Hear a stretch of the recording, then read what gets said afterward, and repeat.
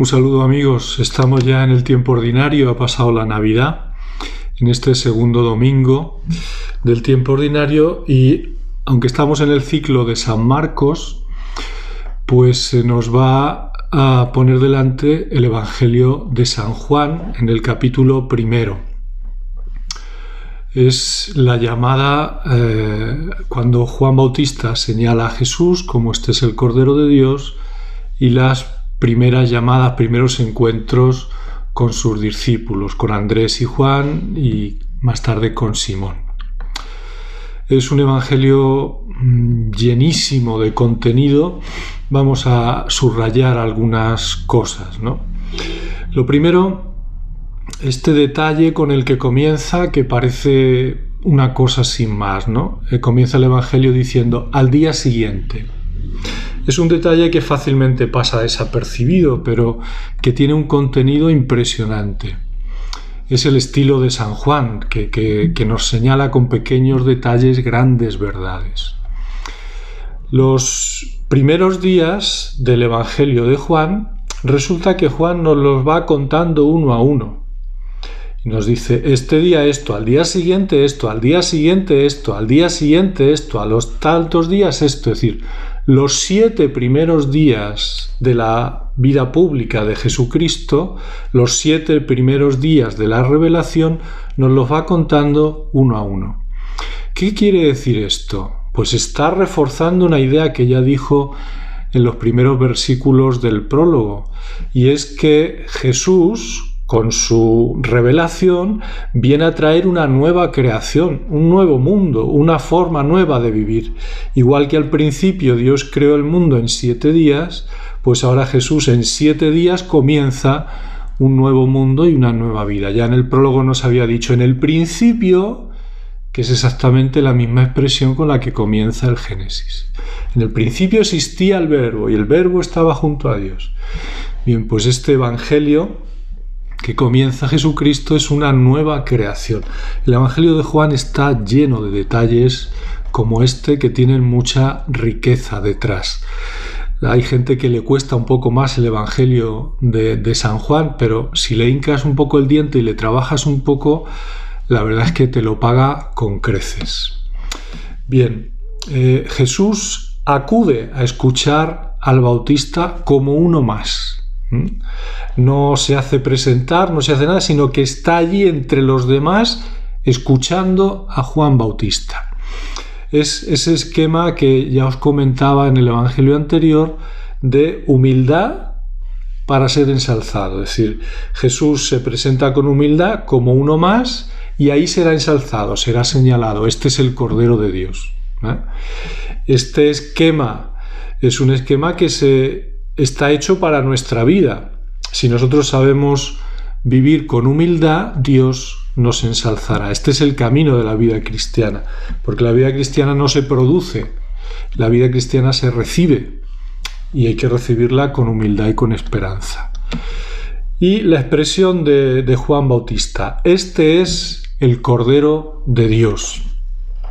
Es decir, él vio a Jesús, pero a Jesús le vieron todos los que estaban allí junto a Juan Bautista, y él le reconoce. Este reconocer es muy importante. Jesús pasa a nuestro lado en muchos momentos en nuestra vida. Hay que aprender a reconocerle, reconocer que está, reconocer su mano, su palabra, su paso junto a nosotros. Esto es importantísimo en la vida y es algo que podemos aprender de Juan y podemos pedirle que nos ayude a reconocer a Jesús que pasa a nuestro lado de una manera humilde y sencilla en nuestra vida. Pasa como de puntillas, casi sin hacerse notar, y hay que reconocerle. Y segundo, lo señaló. Este es el Cordero de Dios. Son 2 trabajos del cristiano. Reconocer a Cristo en su vida, reconocer la presencia y la actuación de Dios en nuestra vida y señalarlo. Cuando uno aprende a reconocerlo, le señala, este es Cristo, y señala a los demás en las circunstancias de la vida, esto es cosa de Dios, esto es obra de Dios. Ayuda a ver la mano de Dios, la presencia de Cristo en la vida de todas las personas. Esa expresión tan preciosa de Juan, ¿no? Dice, que pasaba por allí. como el que no quiere la cosa. Dice, Jesús pasaba por allí. Y entonces cuando pasaba por allí, le reconoce, le señala, este es el Cordero de Dios, ¿no? Jesucristo pasa por nuestra vida.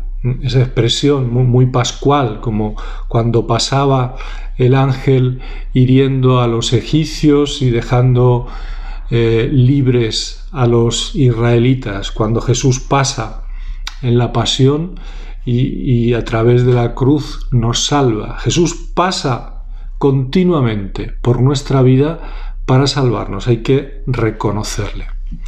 Y después dice que los discípulos de Juan Bautista, Andrés y Juan, una vez que les señaló, dice, entonces siguieron a Jesús. Ese verbo de seguir significa literalmente ir tras un maestro. O sea, seguir a Jesús es ir tras el maestro, es estar con él, es aprender de él, es verle, es escucharle, es participar de su vida, es estar a su lado. Eso es seguir a Jesús, estar a su lado y que se nos pegue su forma de ser, su forma de vivir. Y si os fijáis, cuando ellos se van tras Jesús, es Jesús el que se vuelve, es Jesús el que les pregunta y es Jesús el que les invita. El seguimiento de Cristo es iniciativa de Jesús, esa invitación de Jesús, es Él quien habla. Y la pregunta es muy interesante. ¿Qué buscáis? Es decir, no basta con estar, no basta con ir al lado, hay que buscar, hay que buscar. Este es un peligro muy grande de la vida cristiana, sobre todo cuando ya llevamos tiempo en ella. Nos podemos acostumbrar con facilidad a estar. Tiene una expresión el Papa Francisco muy buena.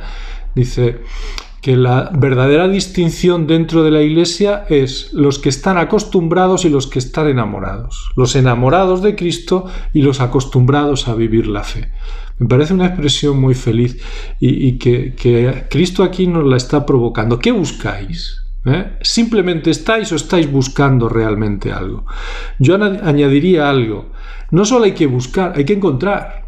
No nos podemos pasar la vida solo buscando, sino que esa búsqueda tiene que dar encuentros y tiene que dar encuentros abundantes con Cristo que nos ayuden a seguir buscando y a seguir profundizando cada vez más. Y por último la expresión, venid y lo veréis, que responde a esa pregunta, ¿dónde vives? Venid y lo veréis.